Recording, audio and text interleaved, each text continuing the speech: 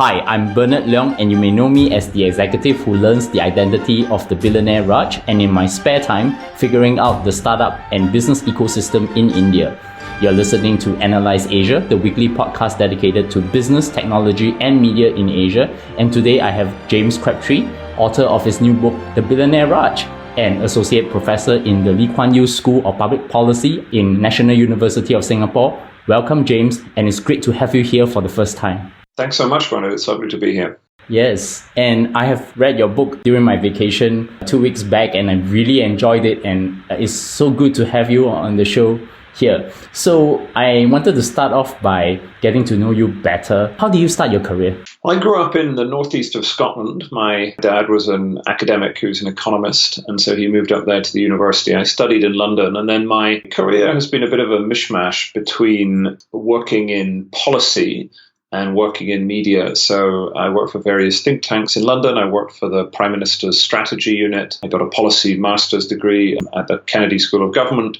But I always wanted to live abroad, and I always liked the idea of being a foreign correspondent. So in the back of my mind was always the idea that at some point I'd like to be a journalist writing in a foreign country, and India was always that dream posting. And so about 10 years ago now, I was working as a journalist in London, and I was hired by the FT, and then I was able to persuade the FT to send me to India, and that was the backdrop out of which this book came about. And by FT, you mean the Financial Times? That's right. Yeah, the British business newspaper, which is one of the, has one of the best staffed foreign desks of any newspaper. And so between 2011 and 2016, I was their Mumbai bureau chief. So I covered Indian finance, all sorts of different parts of the Indian business world. And I lived in Mumbai, the financial capital, which is the home of most of India's billionaire class. And that was how I came to be interested in this subject. Yes, I'm also a subscriber of the Financial Times for the last 10 years.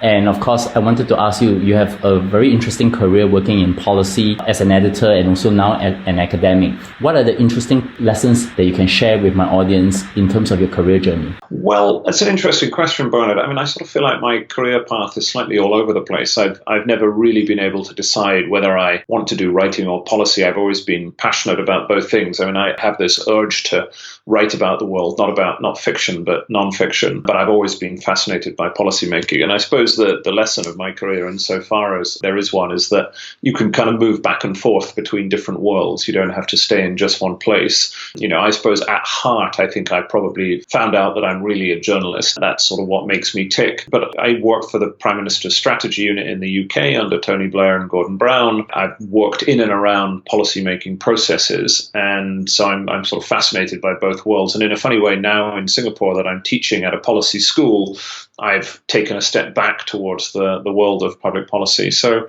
I think in a sense, for me at least, this is a feature, not a bug of my career, that I'm going to move back and forwards between this worlds. And I think maybe that's something that I think can be true for others, that you don't have to be interested in just one thing, that a good career well spent will often allow you to move back and forth between different things that interest you. So what's your current role and coverage of the topic in the Lee Kuan Yew School of Public Policy? Well, so I'm an associate professor in practice at the school. I came here 2.5 years ago on sabbatical to write the book, and the idea was that I would go back to the Financial Times after that. But unfortunately, I decided I rather like my sabbatical too much to want to go back to daily journalism. So I love the teaching here at the school. For those of your listeners who don't know, the Lee Kuan Yew School it's a bit like a place where you come to get an MBA for politics.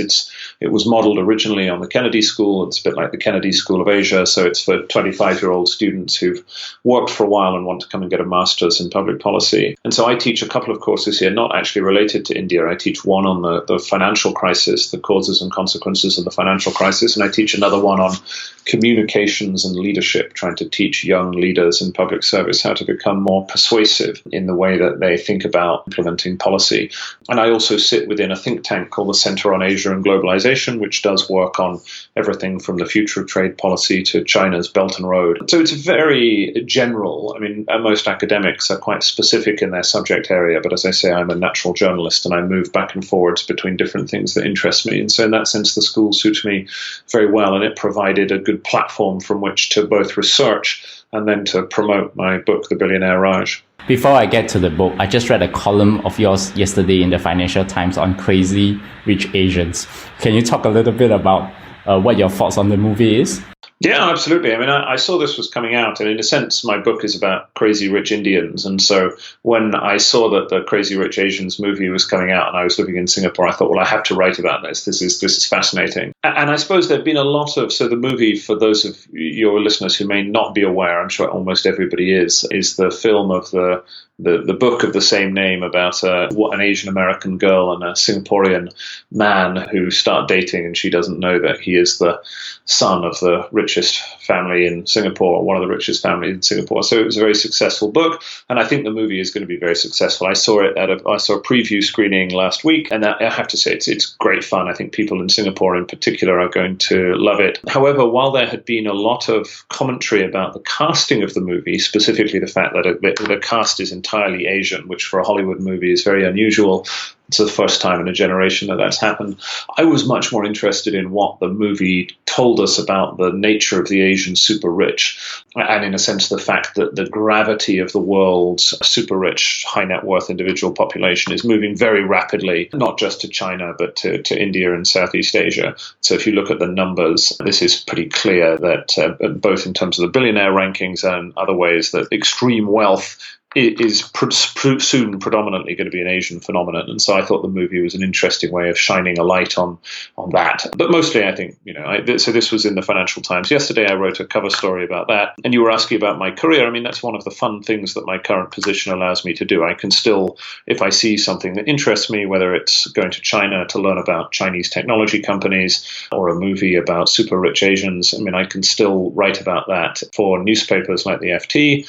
I wrote for the New York Times about the Trump-Kim summit in Singapore. But on the other hand, I have the opportunity both to teach and to do slightly more substantial pieces of research. So it's a nice balance that I have here in Singapore. So today we talk about your book, The Billionaire Raj, A Journey Through India's Gilded Age. I've read the book, and I felt that after reading the book, I had a better understanding of why India, unlike China, has not evolved a startup ecosystem that actually create new generation of billionaires, and also how the business ecosystem actually works within India itself. But since I have the author here, I wanted to ask you, what inspired you to work on the book?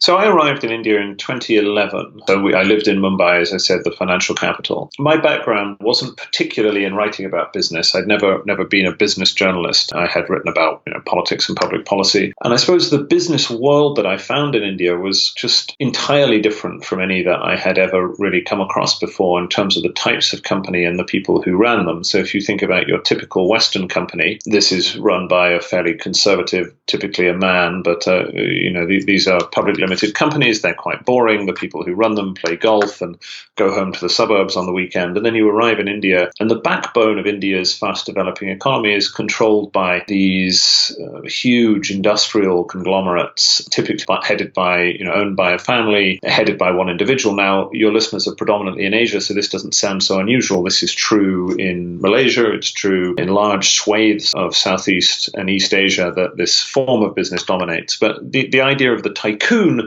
was something that I found particularly fascinating. I was in India at a moment of extraordinary change. India began its development path a little bit later than China. When I arrived in 2011, it had just finished an economic boom and was beginning to go through a period of a bit more of a crunch.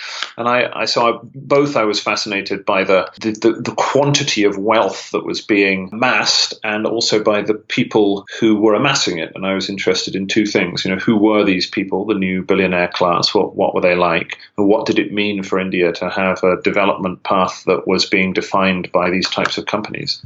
Through your book, I've interpreted India in a different way. What are the major themes or lessons that you want your audience to learn from reading your book? So there are three fault lines that I talk about in the book, which are, I think, important if India is going to be able to try and follow countries like Thailand or Malaysia or Singapore and move quickly from being a poor country to being a middle-income country and then hopefully a rich country. The first of which is inequality, in particular the consequences of the new super-rich. So India has become or added wealth at the top of its society as quickly as almost any country in history. This is partly measured by the number of billionaires. There were only 2 of them in the mid-1990s. There are now something like 120, which is more than any country apart from the United States or China. And with this rise of wealth at the very top has come a much wider inequality. Now, that doesn't mean that India isn't helping people escape from poverty. In fact, actually, India has quite a good record of poverty reduction right at the very bottom, but it does mean the gap between the top and the bottom is growing, and for various different reasons. This can be problematic. Countries in Eastern Asia tended to be more egalitarian than India when they were growing. And the 2 other themes of the book, one is crony capitalism and corruption. I think maybe your listeners will know that India has had a big battle against corruption that is really only half won. And then the third is the boom and bust cycle of India's industrial economy. At the moment, the country, having had a big economic boom in the middle of the 2000s, is still only really recovering from that. They have lots of problems of corporate debt. The banking system is in a bit of a mess. But that's to make the book sound quite serious. In the end, that wasn't the kind of book that I wanted to write. The book is fun. It's a portrait of the characters who are remaking India.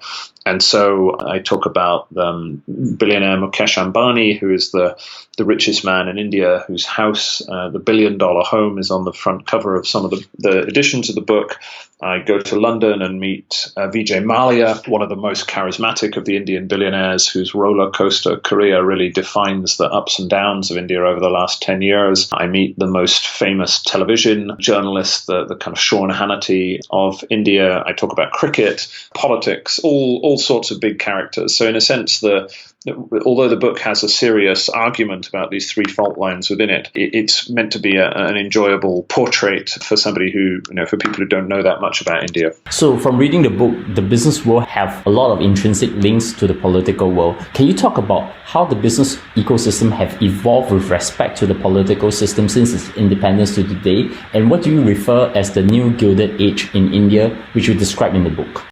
So before 1991, since independence, so go back to 1947, that's when the British left. So like Singapore, India used to be a British colony. The British left in 1947.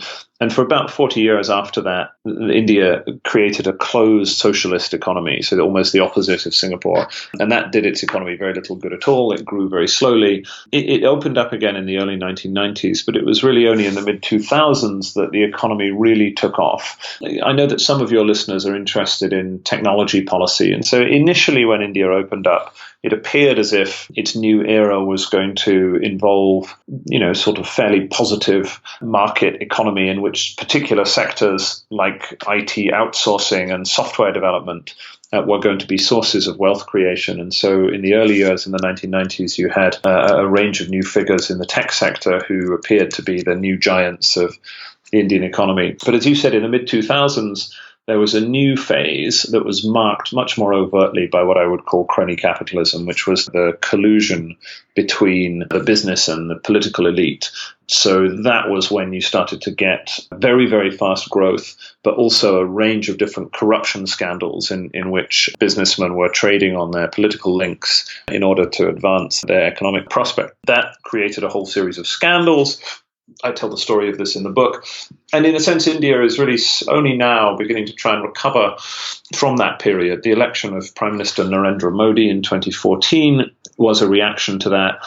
And he's been in power for 4 years. And in a sense, the main story of India's economic development has been its attempt to move beyond that period of very high growth but rampant corruption. The reason why the book has the subhead, A Journey Through India's New Gilded Age, is that India's current moment bears a number of similarities with what happened in the United States after the American Civil War. So the period between about 1865, and the turn of the 20th century, 1900, is often known as America's Gilded Age. That it was a period, in which America was a young democracy, moving quickly from being an agrarian economy to being an industrial one. It grew more quickly than ever before or since. It invested very heavily in infrastructure, built railways and canals, and it had mass migration from villages to towns and very, very corrupt urban politics. And so if you look at India in the middle of the 2000s, many of those things also appeared to be true. You had huge increases in wealth. You had the beginnings of a rapid and ongoing process of urbanization, which will see some 300 million people move from villages to towns and cities over the next 20 or 30 years. Very corrupt politics. And so in a sense, the what I call the Billionaire Raj, this is India's period of rapid growth creation and corruption, is quite similar to America's Gilded Age. So the book began with the Ambani family, who controlled the Reliance Group, an Indian conglomerate headquartered in Navi Mumbai, India. The story is very interesting because I have covered Reliance from the point of Reliance Jio, the telecommunication services that they have launched 3 years back, and it actually changed the dynamics of the whole telco industry, not just India, but the rest of the world. I think the story of this family is interesting because it has this Cain and Abel story behind. Can you talk a little bit about the story of Reliance, founded by Dhirubhai Ambani, and then followed by his two sons, who are the two major characters in the Indian business world today, Mukesh and Anil Ambani, and why their feud forced the whole India to take sides? Yeah, so Dhirubhai Ambani was a fascinating figure. He came of age during India's socialist era. He was a self-made man. Famously, he worked for Shell as a petrol pump attendant in Yemen. He left his home in India, moved to Yemen, and started trying to work to become a trader. And he gradually set up this company called Reliance Industries, which grew from nothing to be India's largest private sector listed business. Its main areas of petrochemicals and oil refining, although it being an Indian company, it did all sorts of other things. And Dhirubhai Ambani was a master at working the system of rules that existed prior to India's liberalization. So this was known as the license Raj. For those of your listeners who find this a bit confusing, the word Raj means rule and is often used in India as a word that means government.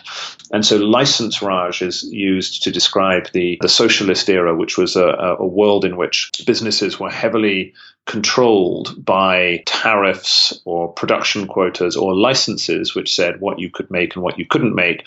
And so Dhirubhai Ambani was a master at using his political connections to find a way around these restrictions that were meant to keep businesses in check. And so he became very prosperous. He also flourished in the years after liberalization. He wasn't India's first billionaire, but he was amongst the first two or three. And he pretty quickly became India's richest man. And then that was a mantle that he passed on to his eldest son, Mukesh Ambani, that Mukesh Ambani has basically held ever since. And so even though India's economy has changed almost beyond recognition in the last sort of 20, 25 years, the Ambani family and the fact that they are the predominant business dynasty in India have been this rock of stability. They've been there right from the beginning, and they're sort of unsurpassable as the richest family in India. Part of the reason why they became this incredible dynasty, as you mentioned, was that when Dhirubhai Ambani, the father, passed down his legacy, he handed it to his two sons, Mukesh Ambani the elder and Anil Ambani the younger, and the two of them initially appeared to get on, but then didn't get on, and they fought an extraordinarily bad-tempered public legal battle, which began shortly after their father's death in 2002 and really went on for the best part of a decade, off and on. It was described as a kind of Cain and Abel battle, and as you say, I said in the book that it was almost the definitional event of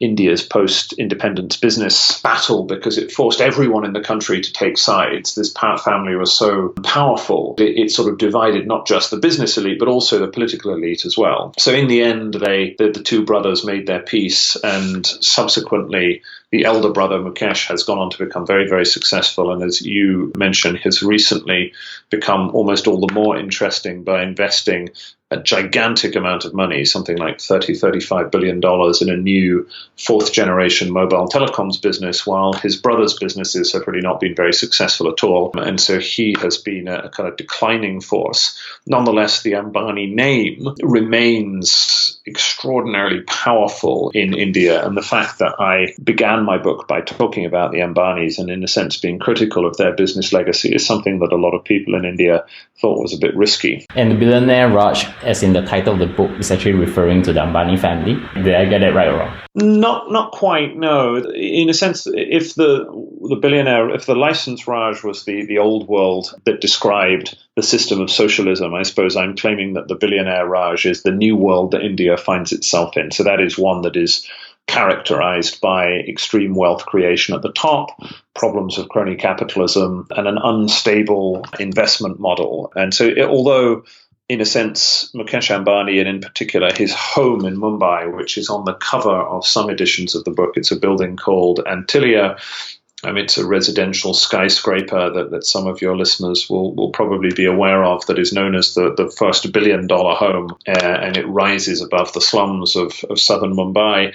In a sense, that stands as the icon of the Billionaire Raj. It is the building that most obviously represents the kind of change that I'm talking about. But no, the title of the book is not simply about the Ambanis. It's more about the phenomenon of the Indian super rich more generally. And so I want to switch gears and talk about some of the other billionaires who have emerged in the Indian business ecosystem. I'm very curious about this company called Infosys, which emerged in the late 1990s to the early 2000s as a champion of technology outsourcing, with a lot of its major clients coming from the United States.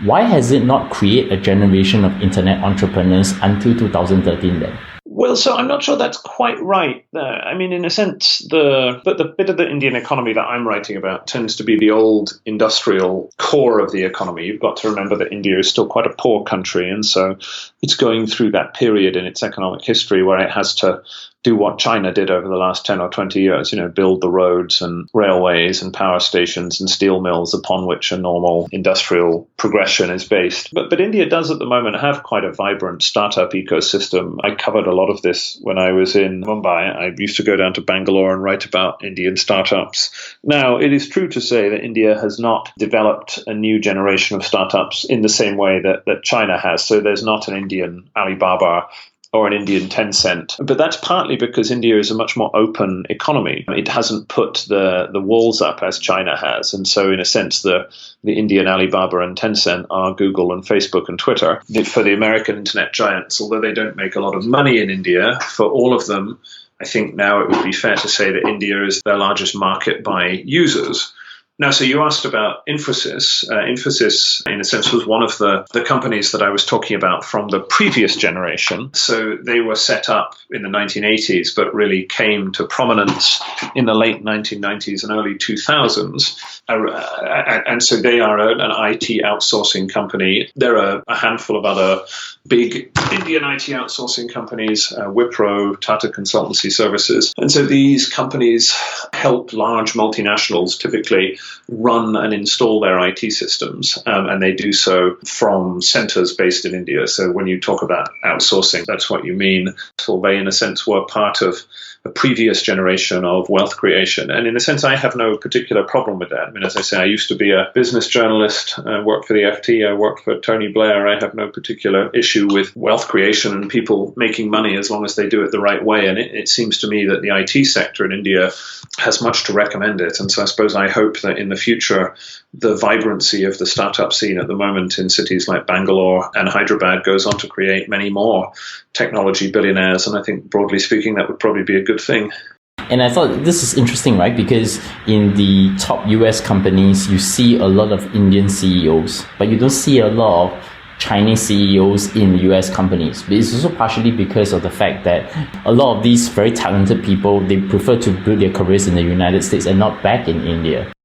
I'm not sure it quite works that way. Typically, the CEOs are not, they're members of the Indian diaspora. For Sundar Pichai, I think actually he may have grown up in India, but typically it's not that they themselves have emigrated. It's often that their parents have emigrated. But either way, the Indian diaspora in the United States, and in particular in Silicon Valley, is very, very successful.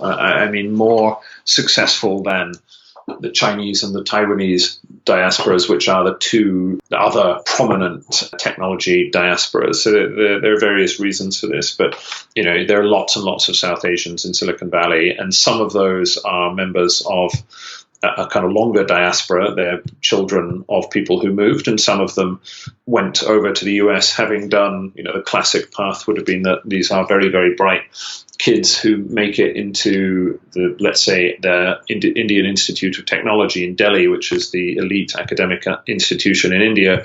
And then you go on from there to do a master's degree or a PhD in the US, and then you end up in Silicon Valley. So, Indians in the US have done very well.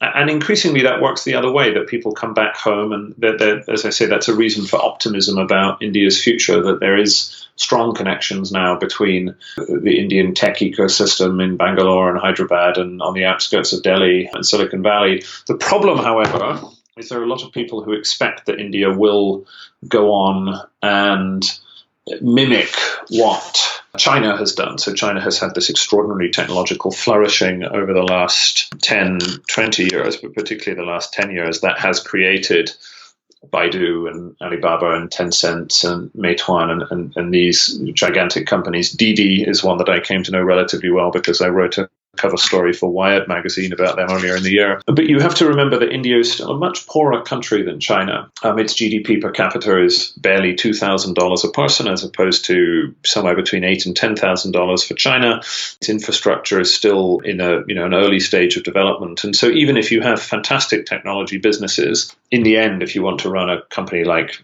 Amazon or a business like Uber, you still need a rich, prosperous middle class to buy from you, and you need good infrastructure to run on. And so India's technological growth is going to be slower than China's for that reason until it becomes a richer country. So sometime around 2013, the India technology startup ecosystem has started to emerge, and recently Flipkart has been acquired by Walmart from the US. And Paytm is now backed by Ant Financial, which is a subsidiary of Alibaba Group, and SoftBank. Will the new titans of the India business world emerge from this new tech boom? Or it could be also that there might be still the influences of old money that will still come into play to influence the tech sector? I think it's going to be a bit of both. I think that as technology becomes a more and more important part of every sector in the Indian economy, then the power of the new tech entrepreneurs is going to grow. But in a sense, you yourself think about Mukesh Ambani. I mean, in a sense, he is now the most prominent tech sort of entrepreneur in India, having set up Reliance Jio. He's a very, very powerful figure.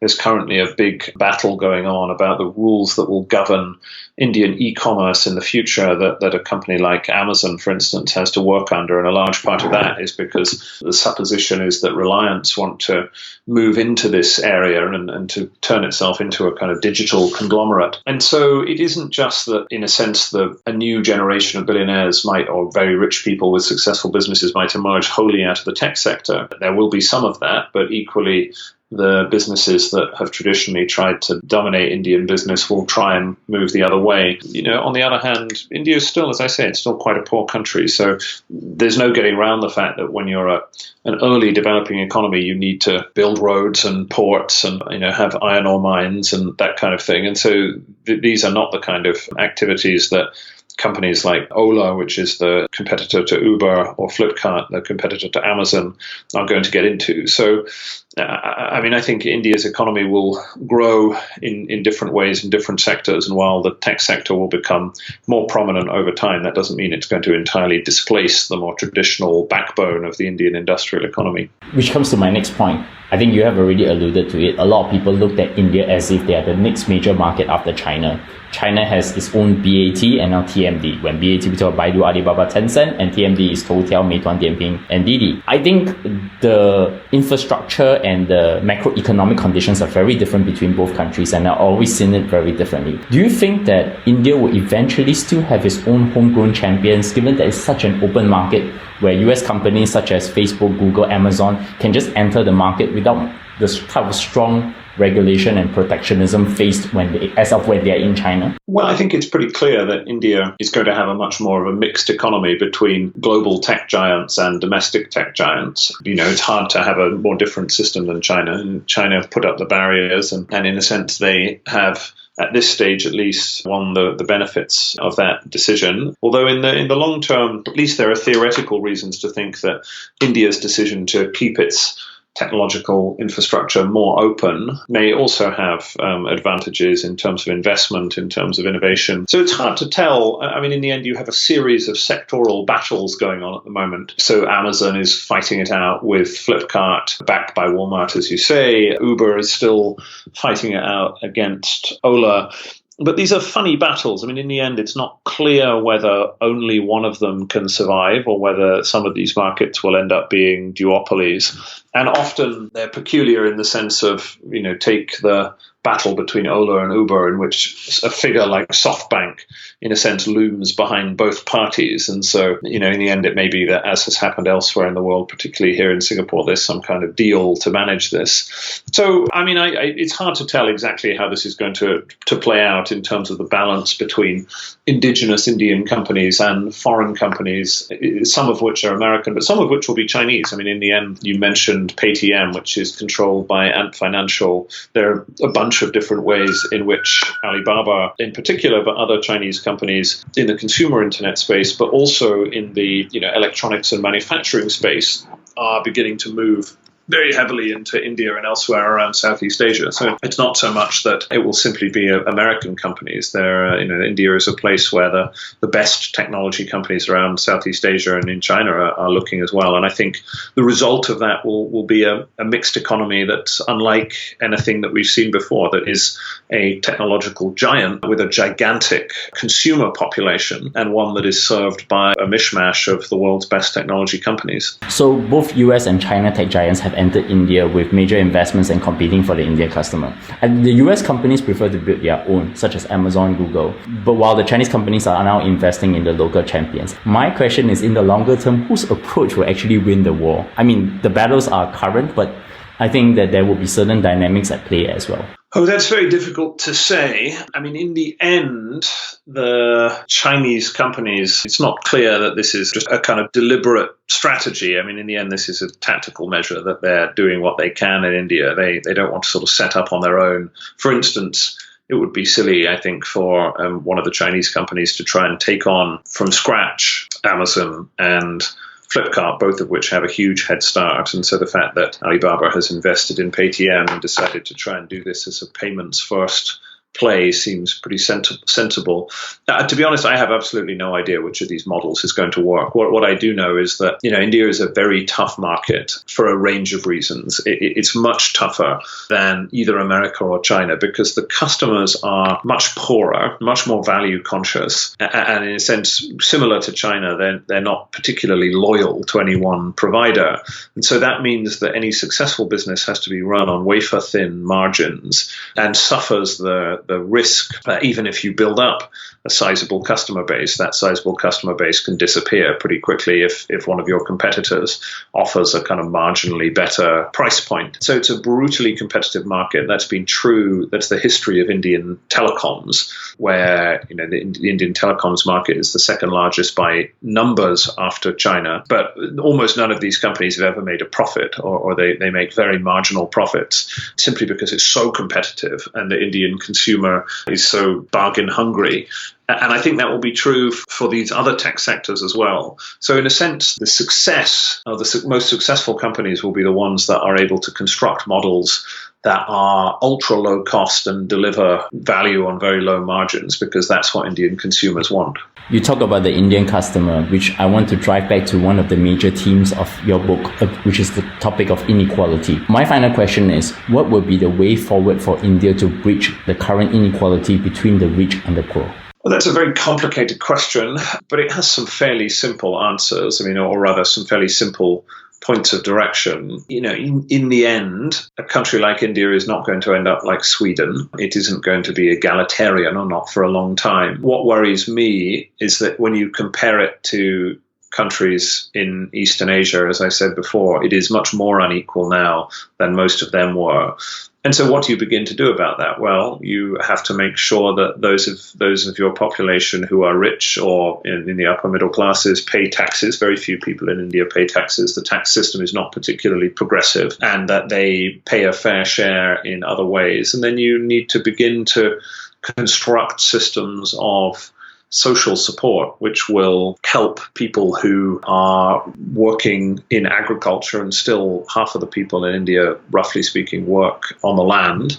You need to construct systems by which they can move profitably off the land and into more productive kinds of activities, either in manufacturing or services, and in which their lives are slightly less precarious, find ways to give them a reasonably good basic education, healthcare for when they get sick, beginnings of a pension system, that sort of thing. And so if you do that is how Eastern Asia began to equip its population to take part in companies that were part of the global economy. Now, there's a whole range of other things that India needs to do. It's an incredibly difficult place to run a business. It has problems of basic infrastructure. The list of problems that need to be overcome look very daunting. And I suppose the argument in my book, however, is that in addition to these sort of more minor changes, that if you don't solve the problems that I outline in the Billionaire Raj, namely this yawning inequality, cronyism, and the way that distorts investment and changes the way the economy works, and find a more stable way to invest, then it's quite difficult to imagine India moving quickly to become an upper middle income and rich country. But if you do fix these things and you do the things that other countries have done before, then there's no particular reason why India can't follow that path. So I end by saying that, that this is a moderately optimistic book, that there are plenty of countries, including the United States in its own Gilded Age, that struggled with these issues and managed to find a way past them. So it's not impossible. Many thanks, James, for coming on the show and talk to me about the book. And I really enjoyed reading the book during my vacation, and I really recommend my listeners to actually go out and get the book. And of course, in closing, I would like to ask two questions. My first question is, can you recommend a book, podcast, or anything else that has impacted your life, whether it's work or personal? Oh gosh, that's a good question. On these sorts of topics, there are a bunch of podcasts that I listen to. There's a very good podcast run by an organization called The Diplomat, which deals with Asian geopolitics. So if your listeners are interested in the kind of shifting balance of power between China and India and the United States, that's very good. In terms of India, the book that I read that really got me into Mumbai, it was a book called Maximum City, and that was written about 10 years ago now, and that's about Mumbai itself and its heritage and how it came to be such an exciting and exhilarating city, the strange mixture of politics and business. And so although that's not a business book per se, it's a beautifully written and absolutely fascinating introduction to a certain side of India, and I'd recommend that thoroughly. How do my audience find you then? Your audience can find me probably on LinkedIn. I'm always happy to add new connections on LinkedIn, and I post there quite often. I have a public Facebook page as well, and I also am on Twitter. So any of those things. I also have an email newsletter that I put out from time to time. You can find details of that on LinkedIn as well. And you can Google me at Bernard Leong, or you can find us on iTunes, Stitcher, SoundCloud, Acast, and everything else. And of course, you can tweet to me. You can also give us a 5-star on iTunes for Discovery and a star on Overcast and Pocket Cast. And of course, you can always send your feedback directly to me. And of course, recently we started up a Telegram group, so you can also directly, after listening to the show, just go there and post your comments as well. We are still growing slowly, and we wish that you can join us in building this community. So once again, James, I definitely want to get to you back to talk more about your views on China tech giants, and also the other parts of your book that which I think we couldn't be able to cover today. Many thanks for coming on the show, and I look forward to speaking to you again. Very good. Thank you so much, Bernard. That was great.